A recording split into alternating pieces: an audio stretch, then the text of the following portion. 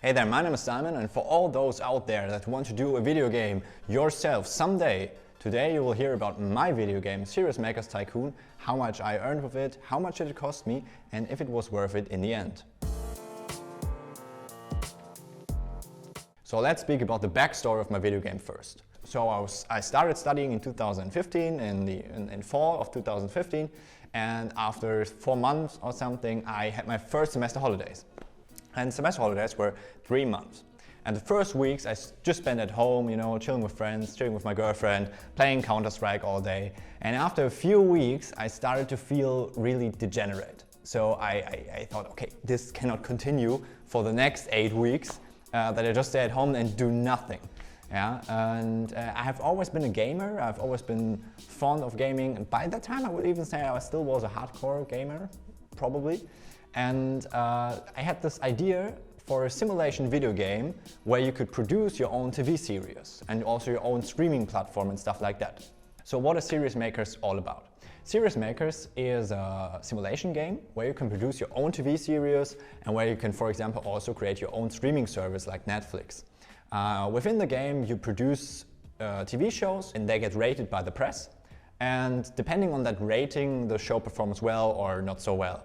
And so you get better, you grow a team, you get your own studio, you hire employees, you upgrade the technology of your shows, you create your own protagonists and say, are they very brave, are they very intellectual, are they very funny, and you have to, for example, fit the theme and setting of the game. And so there are a lot of parameters you have to match in order to make a great series. And when you make a great series, it's going to be rated very good, and then it's going to bring you a lot of money, and then you can invest the money again. And so it's a nice spiral bringing you upwards until you're the legend and the biggest tycoon in the TV series market. So I started speaking with some friends of mine who were studying informatics. And for those of you that know some informatics students, some of them are pretty lazy, and so were my friends as well. So in the end, we couldn't get together to realize this project.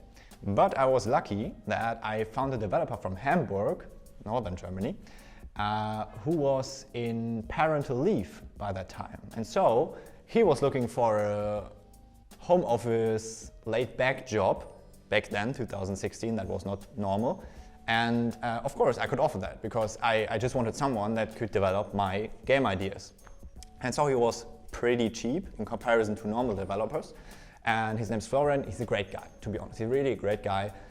You have to see that 2016, that was a 17-year-old Simon who had no ideas of anything, and he did not really rip me off. And I think that is already quite impressive because I guess he could have done that. Then in February 2016, I turned 18. I founded a company, made a contract with Florian, and also looked for a UX designer.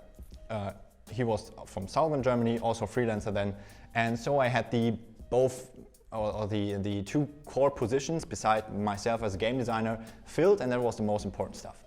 The music, the sounds, the graphics and the characters were drawn or made by friends of mine.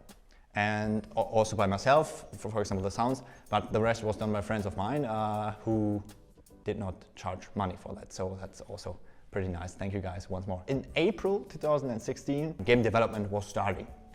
And we were planning to be finished in 10 months. In the end, it took us about 3 years.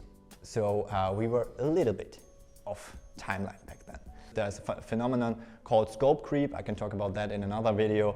But it basically says that within a development of software, you get more and more and more and more ideas. And so your pile that you want to work off grows. And in the end, there's this magic triangle of production. So it is budget, time and quality, and you have to cut one of those in order to reach your goal. And for us it was probably quality. We extended time as far as we could. I could not extend budget really because it was just my money and I was poor. And yeah, so we had to cut off a few features in the end. Game development went out pretty okay-ish, I guess. I've also met some cool people. I was in the biggest German gaming podcast and stuff like that back then. And somehow we made a release in February 2019. And now we're talking about the juicy stuff. you want to hear about the revenue. Yeah. So in 2019, February, we released on Steam. 1 year later, in June 2020, we released also in the Play Store and in the App Store from Apple. So I cannot tell you the exact numbers in each store, so I will always speak now about general numbers, about summaries. Okay, Serious Makers made until today about $180,000 in revenue. That sounds a lot. Yeah, I would say so. So for like a very small team, for a hobby project, that I did while I was still studying, while I was having also an advertisement agency and stuff like that, it sounds pretty good actually. Problem is that there are a lot of costs behind it. So we have to split this up a little bit. Maybe I can show you the costs here. Or here. So the costs are very high. I will try to explain and list them in order to make it understandable for you how the overall calculation works. So first of all, every time a player buys a game on Steam, he has the right to refund it when he has played 2 hours or less. And so many players do that. In our case, it's about 12%. I think the average is also about 10 or 12%, so we're kind of average, but still. So you have to deduct about $22,000 for returns. So we were left with $158,000. Then, of course, the stores, Steam, Apple, and Google, charge fees for their stores. So Apple and Google have changed that about a year ago, so they now only charge 15%, but you can say in general it's about 30% for our calculation. So about $54,000 go to the stores. So when we deduct those $50,000 for the stores, we're left with $108,000. Still sounds pretty good. But of course, the development and also the company itself costs money. So we can roughly say that about $30,000 are deducted for the developers and another 10K for the company cost itself. So we are left with about $68,000 profit. Still pretty good. Now there comes this little gritty thing called taxes. Doesn't matter how hard you try, you cannot avoid taxes. At least in Germany. And at least if you are morally as integer and superior as I am. So, so taxes in Germany are about 30% for a company like this. It's a little bit higher, but about 30% is fine. So we are left with $48,000 in profit. Something about that. Still pretty okay, but now we have to see how much time did I invest into that game development and what is the hourly salary that I would have in the end. So when I started development, I always wrote down how much time did I invest, but at some day I stopped this. I stopped this at 1,554 hours. I think game development was about 2,000 hours. And then every year after the game released, about 200 hours, something like that. So let's say in the end, I spent about 3,000 hours into that project, into Serious Makers Tycoon. And that would make then an hourly salary of about $16. Is that good? Is that bad? I don't know. If you want to make a living out of it, it's pretty bad. If you do that as a hobby project, I think it's pretty fun, pretty neat.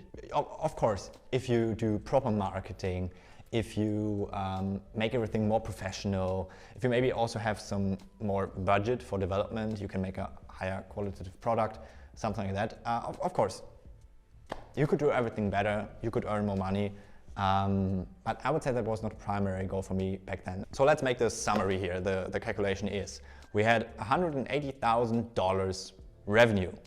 We ended with $48,000 profit, and that makes an hourly salary of about $16. So let's summarize. For me, it's basically three things that I remember. First of all, I did learn a lot. I did learn how development works. I did learn how marketing and businesses works. I also learned how to found a company, for example. So I learned a lot. Second thing is, I made some money. Also pretty cool. When I got the money in 2019, I basically used it, first of all, to pay my debt. Also I studied on a loan paid the study loan and stuff like that, so that's also pretty good. And the third thing that I would summarize here is that it also cost me a little bit.